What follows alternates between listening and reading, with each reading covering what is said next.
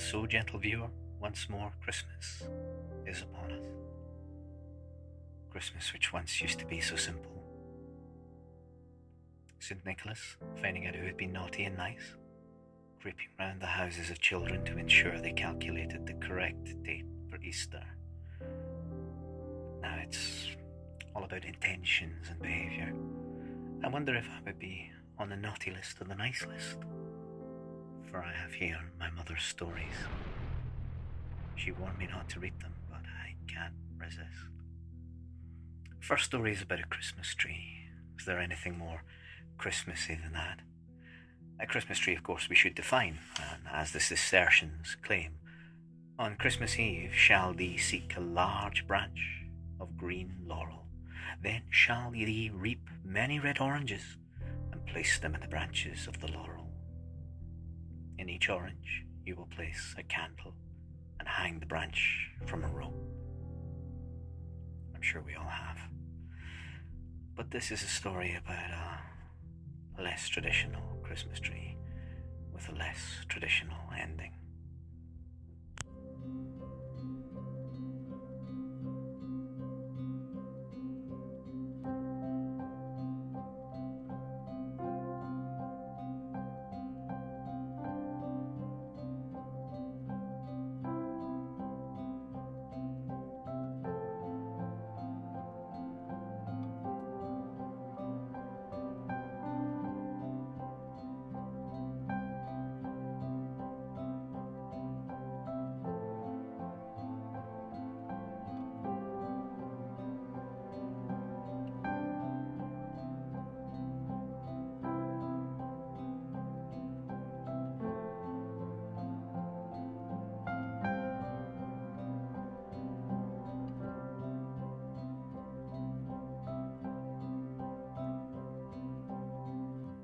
That January morning was cold and bleak.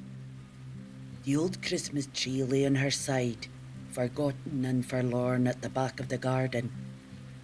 She knew she had not much time left. She felt so tired. Now and then she lapsed into a dream state of happier days. Sometimes when the wind blew through her broken branches, she remembered when those same branches were held out proud and strong. She had been such a little tree, and had looked up at the bigger brothers and sisters in the pine forest. She had never known whom her parents were, but was sure they had been the tallest and strongest of them all, and someday she too would be like them. A brother beside her had encouraged her. "Grow tall and strong, little sister, and one day your branches will touch the sky."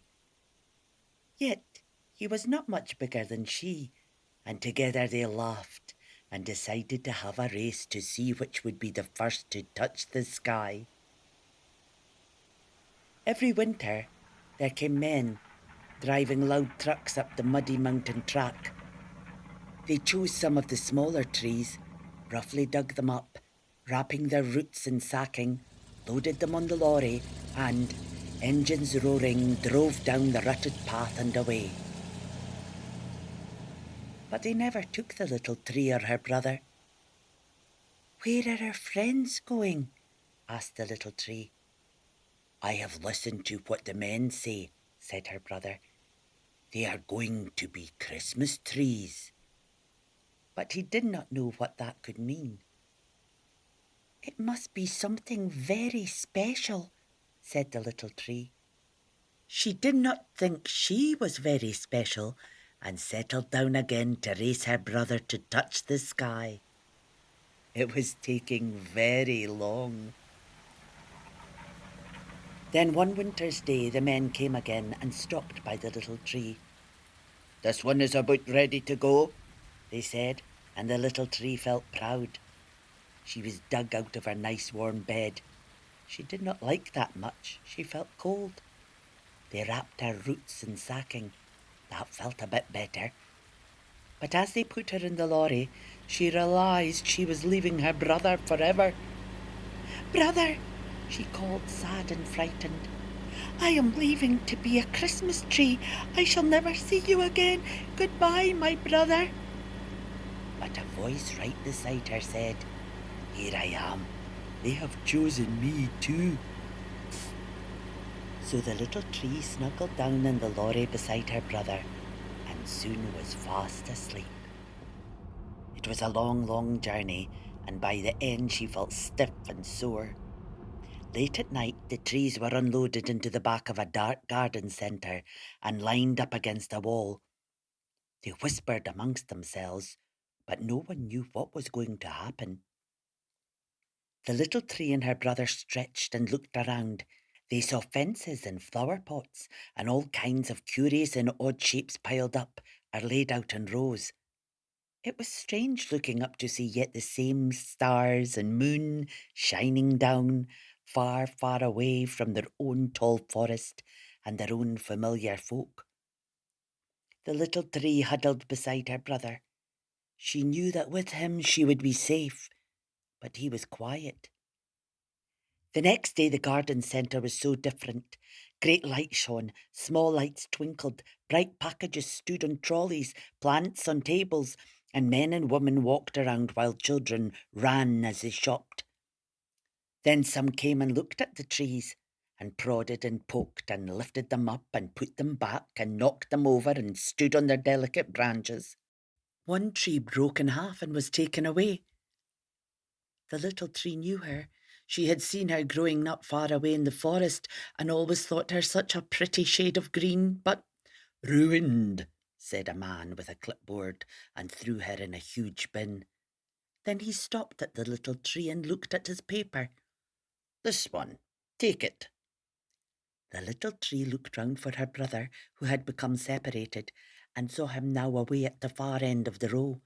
She tried to wave, but was so trussed up she could not. Then, to her relief, the man said, This one too, and pointed at him.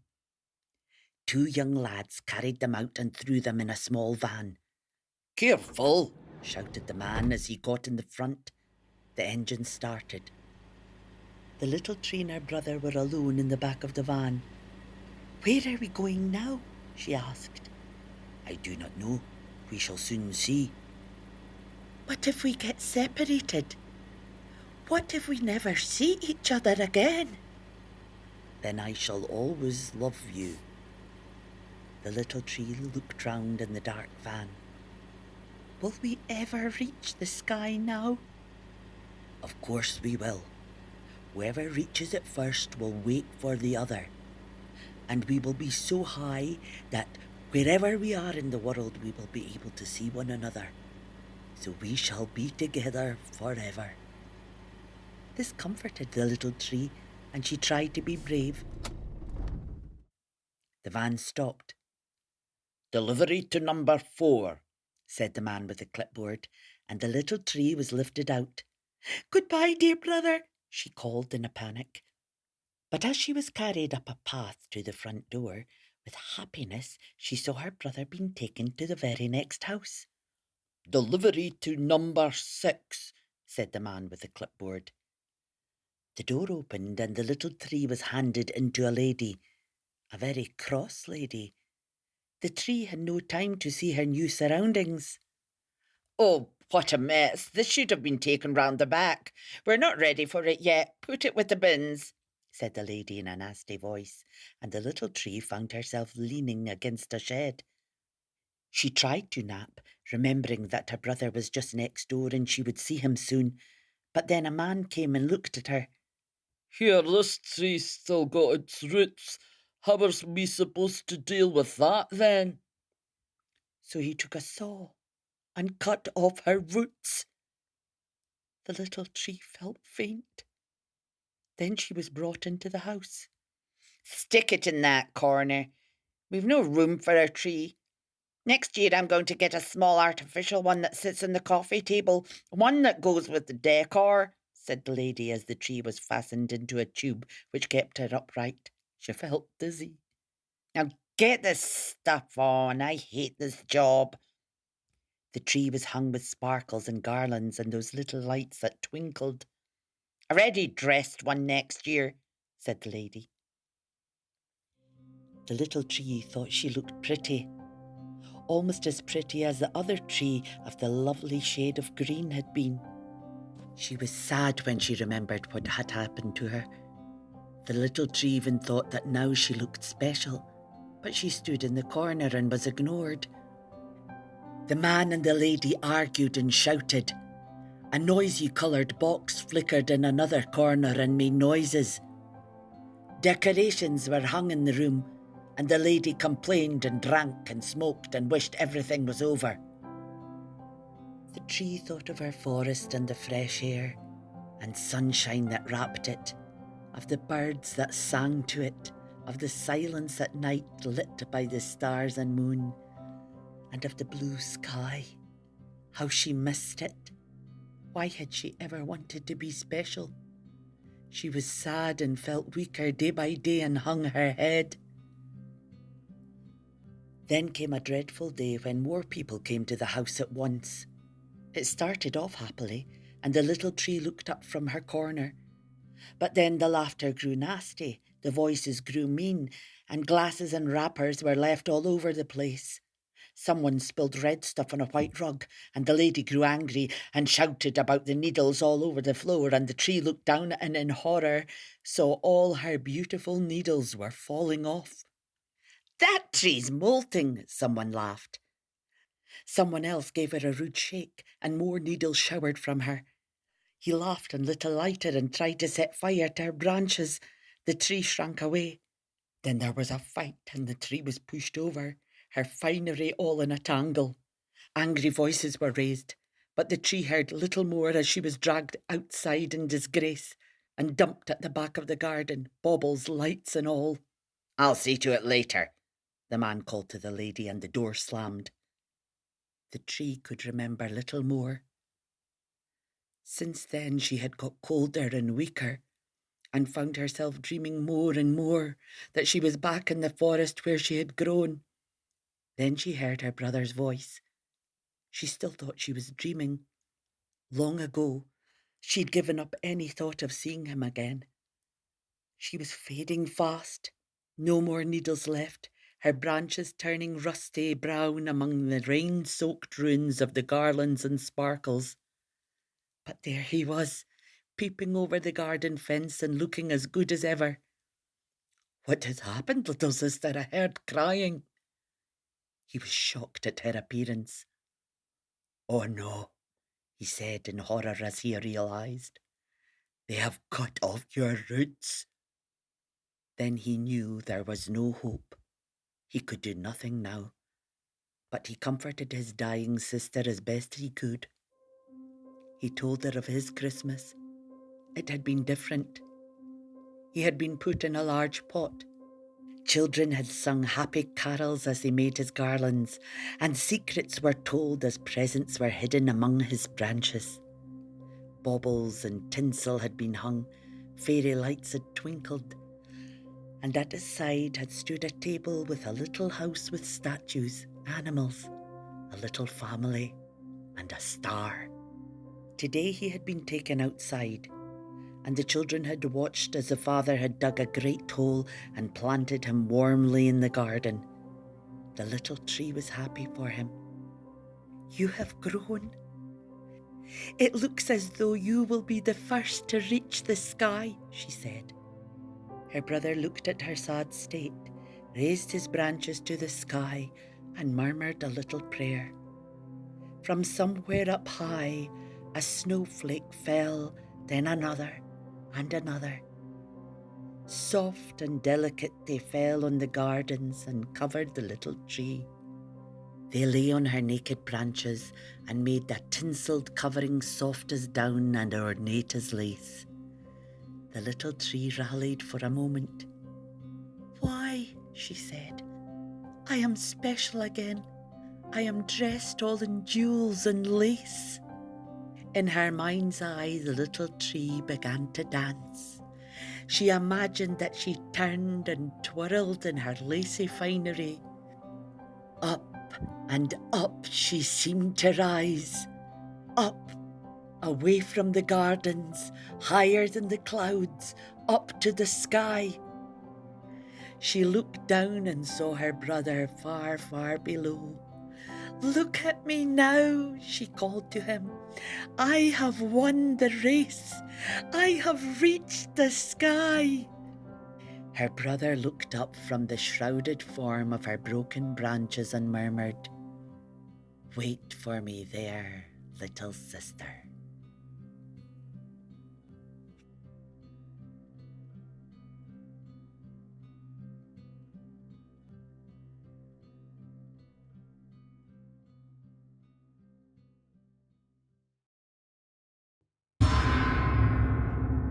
As a child, I remember we had the same Christmas tree every year.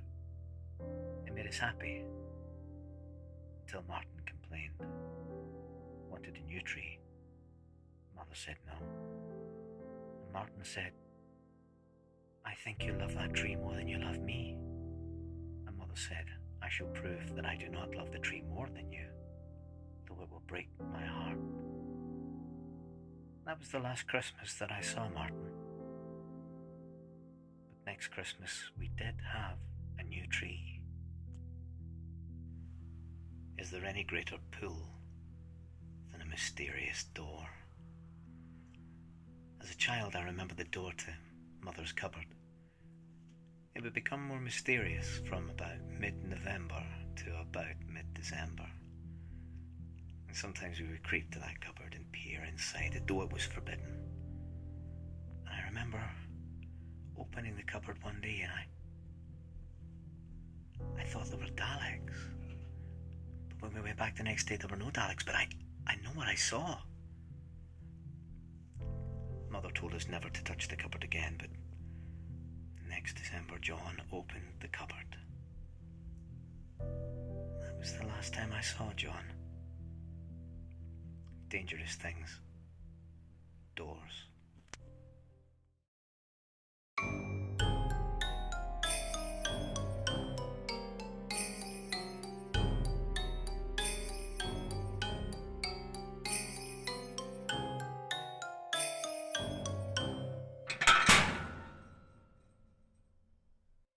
It was almost Christmas when Doris came. Middle-aged, meddling, sharp-nosed, prying Doris. But a Doris rather better off than before, had anyone but realized. Thin Doris, mean Doris. Doris as silent and selective about her past as she was loud and manipulative about her present and everyone else's future. Doris meant well, she always claimed. Maybe she really believed that. Doris noticed the house at once. That house with the curious door centering the old Victorian terrace. Others were modernized, converted into flats. Long ornamental gardens, pruned hedges, tidy, even paths leading to neatly swept steps, conscientiously kept clear of early morning frost. Fancy doors and double glazing, many bright and colourful with trees and twinkling fairy lights. Carefully, uniformly engraved rows of brassy nameplates flanked by shiny buzzers connected to individual apartments. A mixed but select community of elderly residents, single executives, young families, and a little clutch of exclusive local shops. A well-kept, attractive neighbourhood. Except for that house, number 13. In stark contrast to the rest, which had left it far behind decades ago, it retained its original Victorian condition, but decayed and metamorphosed, a parody of elegance turned decrepit by age. Bleak, brooding, and unintimidated, it loomed virtually intact. Windows, black blind eyes in sightless sockets, firmly rooted in a forgotten past, staring way beyond the insubstantial, frivolous present, out into unchanging infinity. Dingy, dusty, heavy curtains long since closed on any living world.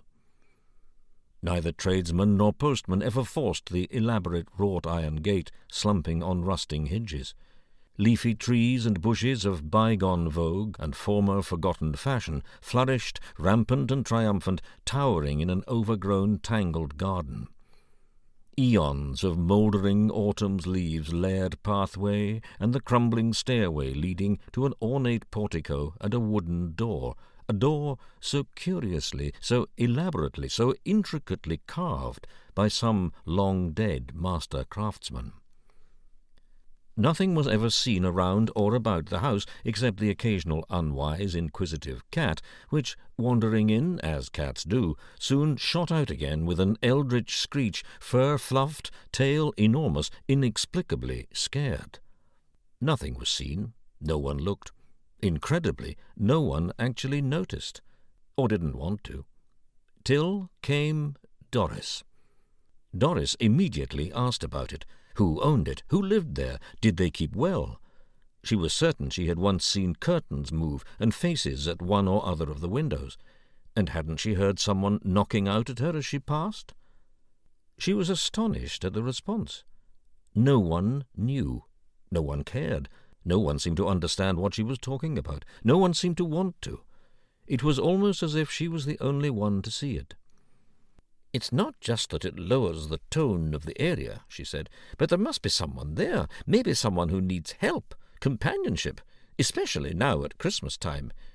They might appreciate my old net curtains. That's how things start.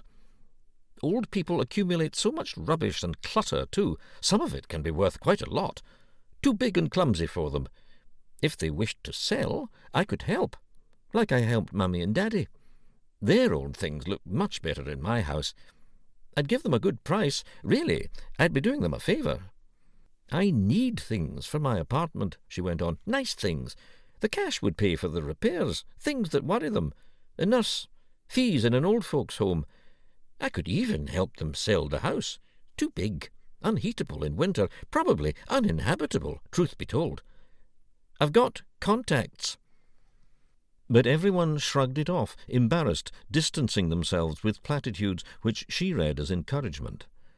In the cosy coffee pot, decked out festively and bustling with cheerful glitz, people began to avoid her. Perhaps they thought they recognized something in her, something they couldn't quite put their finger on, something they didn't quite like. However, this didn't deter her. It never had. Bit between her teeth, she took a trip to the local library and voters' roll. Somebody must be paying council tax, she reasoned. To her astonishment, number 13 was not registered. She checked the houses in the street. Yes, absolutely correct. Number 12 on one side, number 12A on the other side of number 13. "I've heard of that sort of thing. There's a word for it," said Doris, who had no patience for anyone's beliefs except her own. So, only one thing to do, knock and ask. This she could and would do. It was the dark days of Christmas.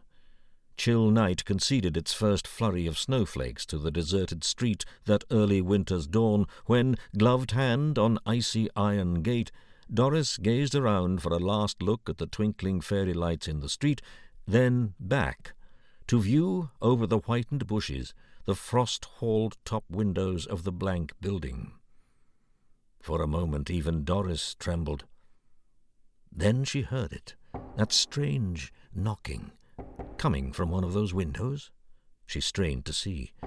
She had her excuse. She bridled. No one could accuse her in this case of interfering. Bracing herself with both hands, she determinedly lifted the gate, sunk into years of mud and frozen leaf mould.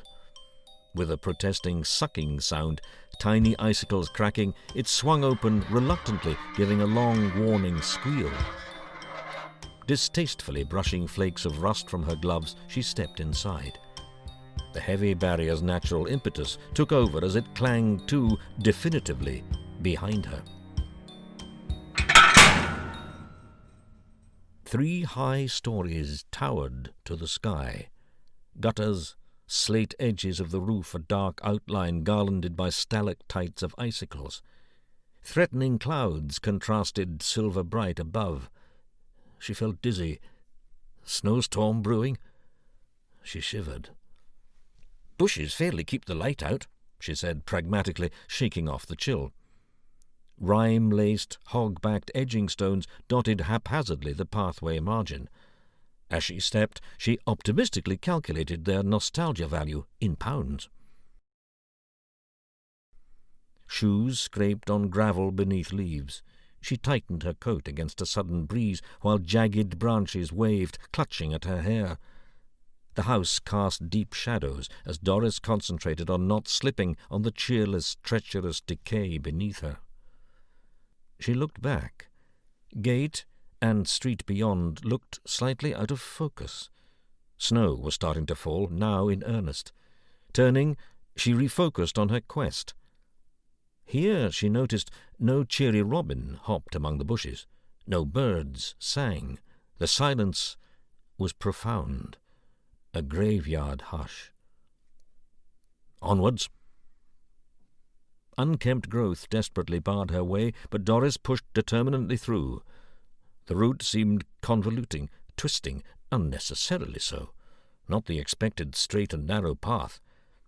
And ahead, that steep stairway of crumbling stone, bleak in ancient detritus. Again she felt cold. As the tomb. The words leapt unbidden to her mind. She shook off these fancies as unbefitting someone of her caliber, but perhaps should she try another day? The blowing snow was gusting wilder. Things did not feel quite right, and Doris liked to keep herself happy. Then again she heard that strange knocking. Batting snowflakes from her eyelids, she peered ahead, but still could see nothing. Well, I'm here anyway.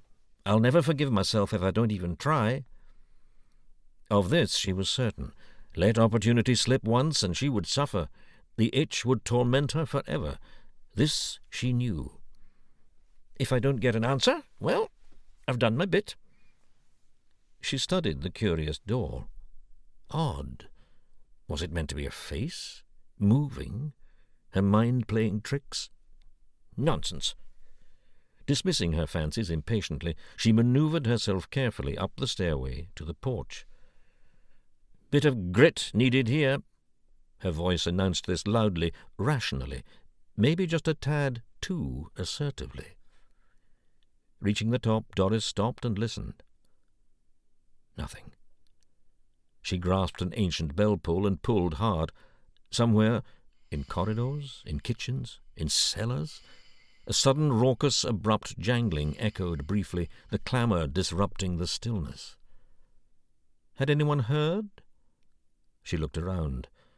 Now she definitely could not see the street, not even the path. To her surprise, deep snow was shrouding everything, yet mist rose in clouds from bitter mould, strange shapes arched and stretched, ghosting through the snow. Time to retreat? Never. Those bushes certainly needed trimming, right down, rooted up, slabs with planters. That's what's wanted. But her voice was unnecessarily defensive, even to her own ears. She swivelled round. Soundlessly, the door had opened. No one there. Stepping back, she examined the windows. Was that a face? No, couldn't be, with curtains firmly closed. Still. Funny. Just for a moment it had looked like Daddy. A sorrowing, grieving, disappointed Daddy. Nonsense. Daddy had always been cheerful, even towards the end. But she had done him a favour, hadn't she? He wouldn't have liked to linger. Would he have? Or Mummy either. Much better that way. A mercy, really, for everyone, especially at Christmas time. And maybe she really believed that. Now, there it was again, that strange knocking. Imagination, or echoes down the dim hallway? She peered, eyes not what they used to be. Lightish shape. Someone down the end? Her own reflection in one of those great hall mirrors? Worth a lot, them. Maybe the occupant was too infirm to stand for long. Obviously, Doris was meant to go in, to follow the knocking. They had opened the door. Stood to reason. Whispering. Doris. Doris. And everything fell into place. They had called her by name. They knew who she was. They had heard all about her and her concerns, of course. Things were so simple, really. News had got around. Everything had been arranged, just for her. It was all meant. She imagined herself greeted with open arms, welcomed, made at home, even adopted as daughter, taking control, making changes, a Christmas feast, queening it at a long table peopled with vague and formless faces, yet unknown. And maybe that's exactly what happened to Doris. For, heart lifting in anticipation of pleasures awaiting, she stepped into the dim hallway as the knocking started again. And as she went, step by step, it grew stronger and stronger, like a living heartbeat. The curious door closed behind her, while just outside the snowflakes kept falling, falling, flake on flake, snow on snow, hiding every trace of Doris.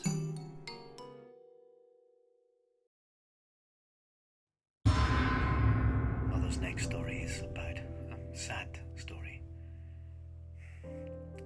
It's said that no parent should have to bury their child alive. But then Mother always used to say that no child should make that annoying sound for 30 minutes straight either, so I do miss Damien. But I'm glad I don't have to hear that noise anymore. We Kelties are sometimes accused of being a little bit morbid, enjoying our graveyards too much, putting the fun into funerary rites. But it's because we believe that those who are in the ground are not gone, just sleeping. Oversleeping. Lazy. Do enjoy my mother's next story.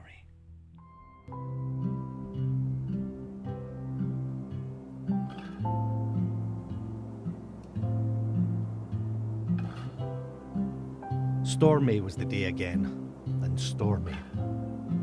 There would be no fishing today, even for the young ones who were fit for it. Last night, no boats had left the harbour. Lights blazing, horns sounding, cheered on by a crowd of winter tourists who, having feasted their eyes, hearts and emotions on the spectacle, and if not exactly unaware of all its implications, and determined denial of those dangers, could return safely themselves to the local snuggeries. But equally, there would be no mothers, wives and sweethearts hugging the small windows of the ancient stone-built cottages, raw to the knowledge that only the hand of God stood now between them and the irredeemable, irreplaceable, irreparable loss. Those inevitable hopeless dawns. To live the rest of an empty life as a widow, or a spinster staring at an empty chair by a dying fire, or a cold, blackened hearth. What could be worse than this? To lose a child of your bosom, cradled in love. Yes, to lose a child. That closed a book with a certainty. Yet here was the life everyone knew, and a community birthed in the active face of death, bonded with a strength no outsider could begin to imagine. They still fiercely believed in God, when few with softer lifestyles bothered. For if there was no God, heaven help them all.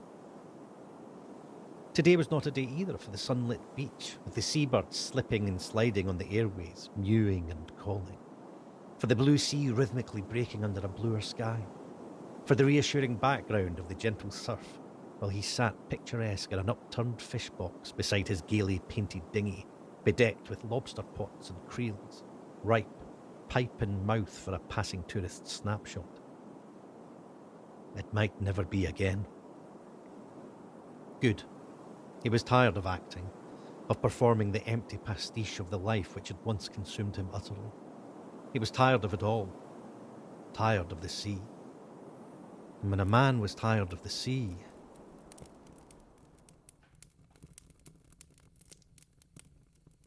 His wife, now smaller and bowed, but still with the remnant of the fragile beauty which had attracted him, and, he acknowledged, with the strength which had kept them together through everything, turned to him from the window and looked. He finished scraping the inside of his pipe with his penknife by banging it against the sooted wall of the fireplace. the detritus scattered, dotting and spotting the side oven beside the blackened kettle. He swept the speckles into the fire, folded the knife and replaced it in his back pocket, and lay back for a moment on the bumpy cushions of the rocking chair, sucking the empty pipe, comfortable with the acrid smell of old tobacco and that of heavy, damp socks drying on the wire over the fireplace. Comfortable with the scone cooking in the lidded iron pot over the glowing embers. Comfortable with the gleaming Wally Duggs belonging to our grandmother which glinted on the mantelpiece beside mementos of their previous excursions of happier days. Comfortable with his wall-mounted lacquered fretwork pipe rack with the mounted Maggie Forever following a star. Comfortable with the hanging pincushion and its cross-stitched violets and threaded needles trailing. With the cheerful picture of the country cottage on the calendar. The calendar. With the fateful month now consummated and forever torn away. Could they have done that at the very start of the year, when in a cacophony of boat horns, blazing rifles, music and toasts, they had welcomed in the new year? Torn the page right away. He could see it all in his mind's eye. His youngest son, visiting his family from the city, leading the conga line of those friends of his youth in and out of the cottages. His small grandson in his pyjamas, desperately keeping his wee eyes open, anxious to enjoy this bewildering adult celebration with all the energy he could muster. Granny offering him ginger or black currant wine and fussing with the other women over shortbread and cakes. Madeira, mixed fruit, cherry, Dundee. But the wee fellow wanted back to his Christmas toys and soon fell asleep in the rocking chair with a tartan blanket tucked around his body, clutching his favourite teddy for all the noise and confusion. On this very rocking chair. What a picture he made. His mum took a snap on her phone and Facebooked it. Then the old man shook the ghosts from his brain, geared himself up positively, and smiled for his wife's sake. I think I'll away to the shed for a bit. She nodded, returning the smile, and began to potter around, checking first the progress of the scone, then, after he kissed her soft and withered cheek, gathering up her duster, started the daily routine by wandering away from him into the coldness of the best room. And he knew, polishing slowly the mounted photograph on the upright piano. He stood for a moment in the suddenly empty room. Then, on with bonnet and jacket and scarf, off the hook by the heavy wooden door, and pulling it open, stepped briskly outside into the sleety bluster beyond. Closing the door firmly, head down, he trod resolutely on the cinder path, sided on one side by wet, white powdered grass and the frozen washing line from the house to the shed, which hung blackly and slackly, still sporting discoloured blackly bleached pegs. And the other side, in the dug earth, frosty kale stood proud, together with the rotting remnants of cabbage stalks, cut dutifully in a cross to ensure a second crop of leaves. He tried not to look at the sandpit, where shivered the skeleton of the Christmas tree, heavy with sodden, freezing snow. Nor did he lift his eyes once to the grey horizon. The shed was a cosy retreat from the weather and the house. Redolent of wood shavings, varnish and creosote, garlanded with carefully stored and classified tools, both gardening and woodcraft.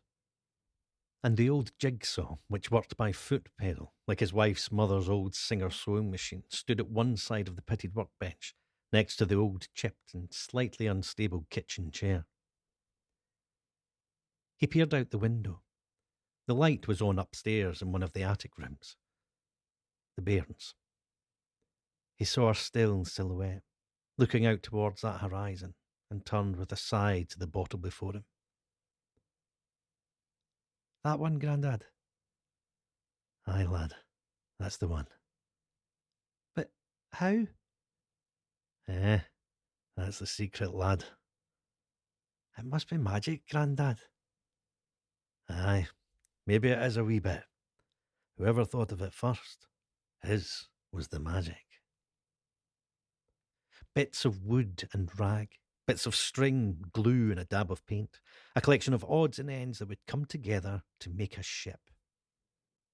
And who had put all the bits and pieces together to make a small boy? Aye, there was the magic. His bright eyes, his curly hair, his wee body, delicate fingers, his active mind and never-ending questions, his curiosity. And who would have known where that curiosity would have taken him? Not way out, oblivious on a cold, stormy night, those bright eyes attracted by fireworks, that active mind wondering about the horns and hooters sounding from brightly lit ships way out at sea, dragging with him the tartan blanket which became too heavy for him, an impediment, and was left behind as a moot pointer as to the direction he had taken. Who had first noticed him gone? I thought he was well in bed. Does he know? Well, where is he then? Oh my God, where is he? Has someone took him? The whisperings, the questions, the panic, the marshalling of the hunting party, the torches, the dogs, the search way into the unrelenting blackness. Oh my God. The horrified discovery of a small shape at the bottom of the cliff. The tears, the howls, the agony, the pity of it all. The little coffin set on 2 dining room chairs in the best room, when all the neighbours came and stood around in stricken silence, unable to comfort the parents in their grief. Aye. Then the long walk to the church, carrying the small box, to seek the comfort man could never give. Yet cold comfort it all seemed. Women don't go to the churchyard then. That's for the men. Come back in, we'll see to the food. I'll keep you occupied. It's a dreadful thing, Hen. But nothing would stop that mother. So she and Granny, wrapped tight against the sleet, huddled together, supporting each other, and followed on. He'll be half a cold up here. Here then, Hen. Take my shawl, wrap it round him. So Granny's best and warmest shawl went into the grave, and she walked bravely home without a word. The parents blamed themselves. It's nobody's fault. You canna be fit for them. Canna turn your back for 1 minute. See how the minister read that bit for the book when Jesus got lost? Happens in the best of families. Don't go blaming yourselves. How will they cope back in the big city? Them two. Waynes themselves. The old man sighed and put the finishing touches to his creation. The bit he had kept for the lad.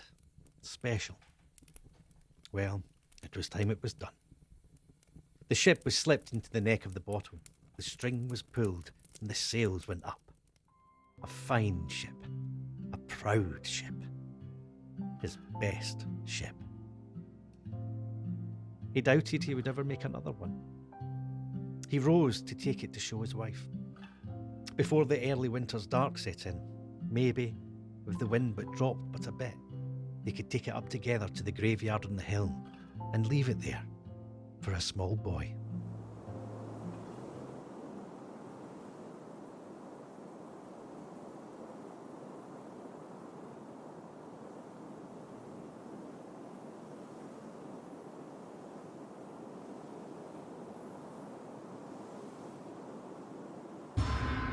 I do hope you've enjoyed my mother's stories. I was forbidden to read them, but I think I made the right decision in sharing them. And now I have one more Christmas to look forward to. I'm looking forward to seeing James. But oh, his shoes aren't beside the door, and we have a new Christmas tree. And Father has laid a new patio in winter. How strange. But I shall leave you there with one final warning. For my mother told me not to read her stories, and she said that if I did read her stories, she would make me stop.